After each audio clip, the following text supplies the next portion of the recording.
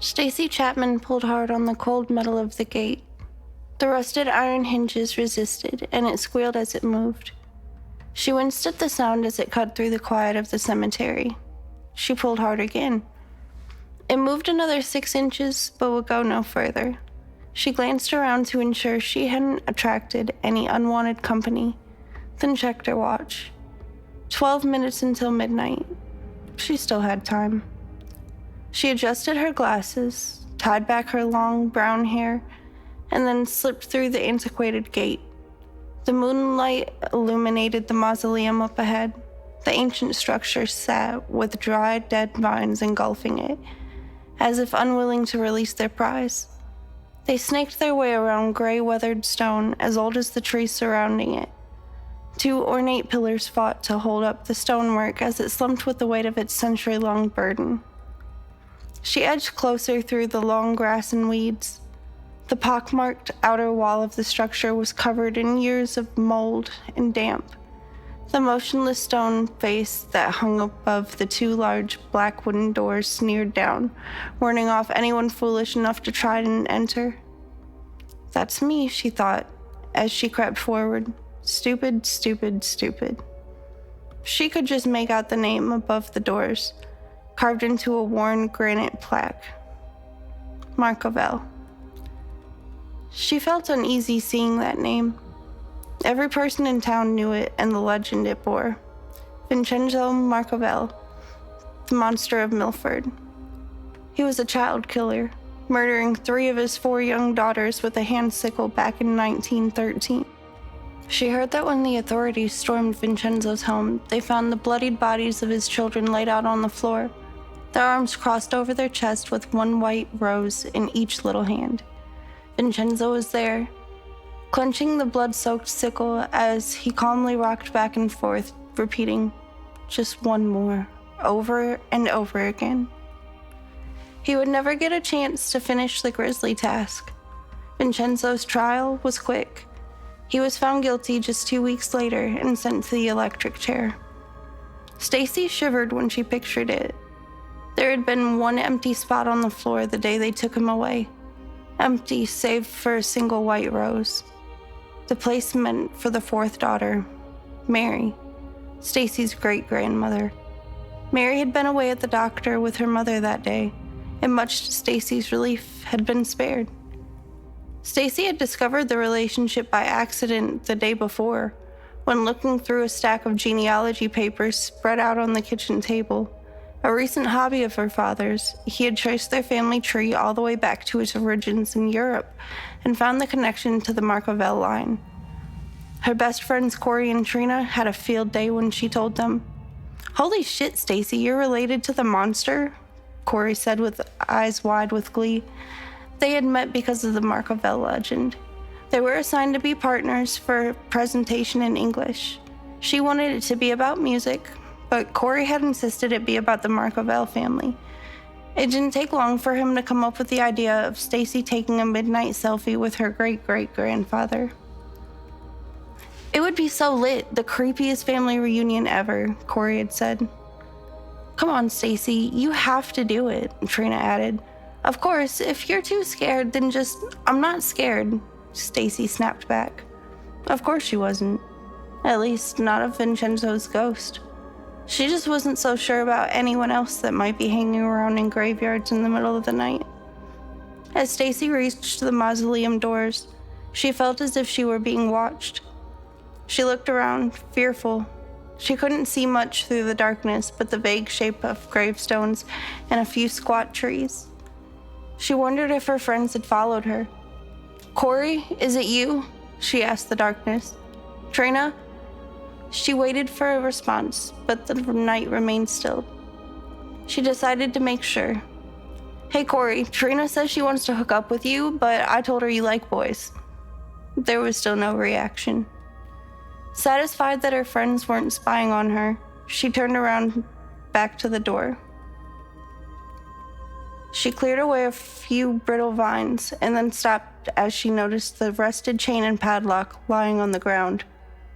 She reached out to grasp the lock and wasn't surprised to find that it twisted freely in her hand. The cemetery was a popular spot for vagrants and drug users. She hoped there were none in residence tonight. Turning back to the door, she gave them a push with 2 hands. They didn't budge, so she braced her shoulder against them as she pushed as hard as she could. The door screeched and scraped along the ground until it was just open enough for her to fit through. Leaning her head in through the opening, she was assaulted with the smell of urine and another old musty scent she couldn't place. "Ugh, gross," she said. Disgusted, she pulled her cell phone out of her back pocket and typed, "I'm right outside the mausoleum. Can I just take a pic of the front doors? It smells totally disgusting in there." She waited a moment for Trina's response. It wasn't encouraging. "Nope, the dare is for you to take a selfie inside the mausoleum right at midnight. Say hi to Vincenzo for me." She typed back, "Screw you," thought for a moment, and then added a smiley face emoticon for good measure. She imagined at one time the family must have been wealthy to have their own burial crypt. The legend was that Vincenzo wasn't even buried there originally. Because of his crime, he was buried in an unmarked grave, somewhere upstate. Only a year later, his body was exhumed due to reported paranormal disturbances in the cemetery that contained his remains. The authorities didn't believe any of it, of course, but the burial ground started to gain cult status among spiritual thrill seekers. They would appear in droves, hoping to catch a glimpse of the monster of Milford. It was enough to convince them to move Vincenzo to the family mausoleum. Stacy put her phone into the flashlight mode and held it up in front of her. Then, crinkling her nose against the smell, she stuck her head through the door once more. "Hello? Is anyone in there?" she asked the darkness, with no response. "If there's any rapists or murderers in here, I feel it's fair to warn you that I'm pretty scrappy, so don't try anything, okay?" She smiled a nervous half-smile, then slipped through. For an instant, she felt something grab the bottom of her jean shorts and panicked. She swung her fist down and behind to hit whoever had grabbed her and struck something sharp. Crying out in pain, she looked down and saw that her shorts were caught on an errant nail sticking out from the woodwork. "Damn it," she cursed, more from fear than pain. A long scratch ran across the heel of her hand, already beating with blood. Swearing again, she wiped her hand on her hoodie and reached down to remove her shorts from the nail, and then pushed the rest of the way through the door. She took a couple of steps inside, and then stopped and played her light around. The interior looked like something out of an old horror film. Large round arches undulated around the room on whose walls hung antique steel brackets. At one time they would have held torches, but now contained long neglected lanterns, blanketed in a thick layer of dust. As the light swept across the room, it brushed over rows of storage niches that held the ashes of the dead. Over each one sat a brass nameplate. Most were covered in a rough green film. Benjamin, Antonio, Samuel, Desmond. The names continued in rows around the interior. She moved over to one archway that contained only 3 plaques. As her light illuminated each one, she felt a chill as she read. Ruth Markovell, Constance Markovell, and Lucy Markovell. Here were the remains of the 3 girls that Vincenzo had murdered all those years ago. She felt a sudden pang of sadness at how innocent these girls had been, how they had been betrayed so terribly by the very man who should have protected him. Reaching out, she touched the cold metal of each plaque in turn, saying a silent prayer. She lingered a moment more, and then turned away. Her foot struck something that went clattering across the stone floor. Startled, Stacy shone the light in the direction of the sound to find an empty beer can resting against the side of a large structure at the center of the room. Gradually raising her light from the floor, she could make out a large marble sarcophagus. She cautiously moved over to it and ran one hand over the smooth surface of the stone, her fingers making a trail in the thick layer of dust. The tomb itself was unremarkable. The rectangular slab was featureless except for a single word carved into the marble in bold letters: Vincenzo. So here he was, the infamous child killer himself. She stared at the tomb, and for a moment she could picture the monster of Milford throwing the slab aside and rising up with bleached bones and dry, papery flesh, reaching for her to join him in his eternal sleep. She let out a nervous laugh. "Okay, Vince, I hope you're not camera shy," she said as she turned off the flashlight and then set the camera app to selfie. Turning her back on the tomb, she held the phone out in front of her. She could see the sarcophagus behind her and lined it up in the shot.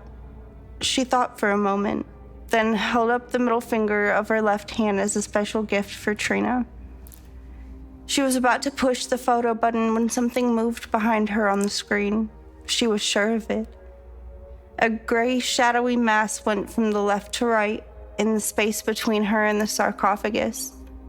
Turning to look, her eyes darting back and forth, she pointed the light in the same direction, but could see nothing except the rows of burial niches lining the wall behind her. She swallowed, then licked her lips. Probably some animal, she thought, not entirely convinced. Stacy lifted the phone once again, now wanting to be done with the whole thing. Her hand trembled as she snapped the photo. The flash strobed a couple times, then stopped. Lifting her fingers to rub her eyes, she cursed. "Damn it, good job, Stacy." She could see nothing but a mass of white, blobbing dots. She blinked a few times, then tapped on her conversation with Trina, quickly attached the photo and sent it. Still trying to blink away the dots, she held the phone out in front of her like a flashlight and began to move. It buzzed before she'd taken more than a couple of steps. "LOL, good job, Stace, but it doesn't count." She lifted one eyebrow and typed back, "What are you talking about? Why doesn't it count?" "The deal was for you to do it alone. You cheated." "Huh?" she said, then typed, "I am alone. Neither of you had enough guts to do this with me, remember?" She could see the large doors at the other end of the room and then turned towards them. She got about 4 steps when her phone started to vibrate. Trina was calling her. "What do you want, Trina? This isn't really the best time." "Get out of there now, Stacy." She sounded nervous. "What do you think I'm trying to do? Did you think I planned to camp out here?" "Stacy, seriously, there's someone else in there with you. Just get out now." "Stop it, Trina. It's creepy enough being in this place without you trying to scare me. Stop being a shithead." "Stacy, I mean it. Look at the picture. There's something..." She hung up. Trina could be such a jerk. She could see Corey pulling a stunt like that, but not her. "There's something in there with you," Stacy said in a mocking, high-pitched voice. She chuckled, but she felt her heart rate speeding up. She hadn't looked at the photo before sending it, but now she felt a sickness rising from the bottom of her stomach as a trembling finger hovered over the screen and tapped the message that contained the picture. The photo went to full size, and what she saw there drained the blood from her face and left her tongue feeling like sandpaper. She was in the foreground with Vincenzo's tomb behind her, but standing about a foot off to the right of it was a figure. She wasn't sure if it was male or female, but it was large and it had one dark hand resting on the tomb. Its facial features were distorted in a wash of gray and black, but its eyes were like deep black pits. The figure's other hand looked to be holding something with a handle that ended in a long curve. It looked like some type of blade. It looked like a sickle. Stacy could feel the adrenaline coursing through her as a voice that sounded like the crunch of dry dead leaves hissed in her ear. "Mary." The scream that came from her was like no sound she had ever made before. The phone fell from her hand, and instantly the room was cloaked in blackness. She ran, charging headlong into the darkness, not caring what was in front of her. She managed only 7 strides before slamming face first into one of the walls. Disoriented, she shook her head and held a hand up to her nose. She tasted the blood as it ran down her lip. She no longer had any idea where the door was. For a moment, she thought it had vanished, that whatever was in here with her had sealed her in forever, so that it could kill her at its leisure. Then, as she twisted her head around in panic, she saw a thin strip of light in the darkness ahead. It wasn't far and really flooded through her. Thank God, she thought. Thank God, thank God, thank God. Then she was falling. Something pushed her hard on her back, and she went sprawling forward, her ankle twisting. She heard a snap as it hit the marble floor. The pain was excruciating, and she cried out. Rolling over onto her back, she gripped her leg to her chest. No, she pleaded to the darkness, tears blurring her vision. I'm sorry, please. I'll go. I'll leave right now. Just please don't hurt me. The crypt remained silent in response. Her ankle throbbed, but her fear won out of the pain, and she tried to push herself up. She didn't get far before something shoved her back down again. This time, the force didn't go away, as if a heavy body was sitting on her. She next felt something cold pressed against her throat, and she knew that it was Vincenzo's sickle. Then the breathing returned. That dry, dead inhaling and exhaling right beside her ear. Just one more. The voice sounded like it came from inside her head. She could hear the satisfaction in the thing's words at finally getting to say what it had longed for. The last of an unbroken bloodline. Stacy was not going to die in this terrible place. She heaved with both of her arms to lever herself up, but the more she tried, the more the pressure of the apparition on her body. She could feel the frigid blade cutting into the side of her neck. She tried to kick her legs, but the pressure on her chest was too much, and she was quickly running out of air. Dots danced and popped in front of her eyes. Desperately, she flailed her arms out, looking for something, anything that could help her. She began to weaken. She tried to scream again, but nothing came out. Then her right hand hit something. She saw a small, blinking orange light in the dark. Her cell phone. She snatched it up and struck blindly at where she thought the thing's head was. She hit something solid and heard a satisfying crunch. The terrible breathing turned into a pain-filled hiss, and pressure on her body vanished. She coughed and gasped for air, then tried to stand. Her broken ankle wouldn't support her weight, and she fell back down, dropping her phone again. She crawled at the last few feet to the door, crying uncontrollably. She put her hand on the edge of the frame and pulled herself into the thin strip of moonlight that leaked through the opening. Again, the monstrous voice echoed in the chamber, louder this time. Mary! She thrust madly for the light outside of the mausoleum, but then something grabbed the back of her hair. She screamed and thrashed, but her hair wouldn't come free. Panicking, she reached back to fight off the entity, but felt sharp metal instead. Her eyes opened wide in realization. It was the same nail that caught her shorts on the way in. She quickly grabbed a tight wad of her hair just in the front of the nail and pulled as hard as she could. There was a ripping sound as it tore free. Then, with tears and snot running down her face, she reached out and grabbed a handful of weeds, pulled herself into a kneeling position, and scrambled from the mausoleum. She wanted to stand and run, but her ankle wouldn't let her, so she crawled as fast as she could across the dew-soaked grass. Stacy didn't know if the thing was behind her or not, but she didn't care. She just wanted to get far from this terrible place and the nightmare it contained. Then a hand grabbed her leg. She shrieked and kicked furiously, but the entity was too strong, and the pain in her ankle was too great. Her nails clawed the ground for purchase as it pulled her back along the damp ground. She looked around in desperation for anything that she could use as a weapon, but there was nothing but the cold grass. A weight settled on her back, and an unseen hand jerked her head back. The last thing Stacy Chapman heard, as the cool metal of the blade slid across her throat, was 3 whispered words. Just one more. The boy strode quickly down the dirt road. The night around him was quiet. He tore off his black robe as he went, holding it away as to not get bloodstains on his clothes, and wrapped it around the old hand sickle. He smiled, remembering what it felt like when the blade sunk into her flesh. Like something was complete. It felt good.